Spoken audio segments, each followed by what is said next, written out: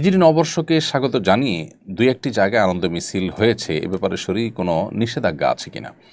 হিজরি নববর্ষকে স্বাগত জানিয়ে মিছিল করা এটা মূলত ইসলামিক কোনো কালচার না, এটা পাশ্চাত্য কালচার, যেটি মুসলমানরা ওদেরকে দেখে দেখে অনুকরণ করছে, যেটি দুর্ভাগ্যজনক। নবী করিম সাল্লাল্লাহু আলাইহি ওয়াসাল্লাম বলেছেন, লাতাত্তাবিউন্না সুনানা মান কানা ক্বাবলাকুম শিবরান বিশিবরিন ওয়া যিরাআন বিযিরাইন আও কামা ওয়ারাদা ফিল হাদিস। নবী সাল্লাল্লাহু আলাইহি ওয়াসাল্লাম বলেছেন, তোমরা তোমাদের পূর্ববর্তী জাতি যারা, তোমাদের পূর্বে যারা পৃথিবীতে এসেছে তাদেরকে তোমরা অনুসরণ করবে একেবারে তারা এক গজ হাঁটলে তোমরা সেই এক গজ হাঁটবে, তারা এক বিগত পরে পা রাখলে তোমরা এক বিগত পরে পা রাখবে, অর্থাৎ তাদের পদাঙ্ক অনুসরণ করবে।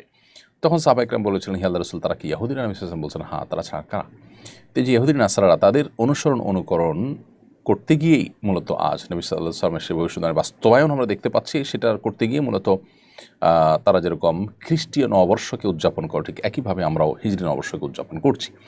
হিজরি সনের গণনা শুরু হওয়ার পর থেকে সাহাবা ইকরাম, তাবিন, সোনার যুগের কোনো স্বর্ণ মানব কেউ এ জাতীয় আপনার নববর্ষকে উদযাপন করেনি। মুসলমান জীবনে, জাতীয় জীবনে দুটি ঈদকে উদযাপন করবে।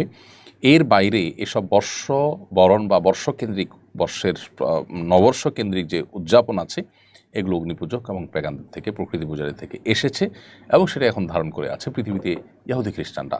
দুর্ভাগ্যজনকভাবে মুসলমানরা সেদিকে পা বাড়িয়েছে, তাদের নিজস্ব কালচার এবং সংস্কৃতি যা আছে সেটা তারা অনেকে ভুলে গেছেন। এজন্য এটা বর্জন করা উচিত। এটা আমাদের সংস্কৃতির সাথে সাংঘর্ষিক। কোনো জাতি যখন অন্য জাতির সংস্কৃতির মধ্যে নিজেদেরকে বিলীন করে ফেলে, তখন তাদের অস্তিত্ব সংকটের মধ্যে পড়ে এবং হুমকির মধ্যে পড়ে, তাদের স্বকীয়তা হারিয়ে যায়।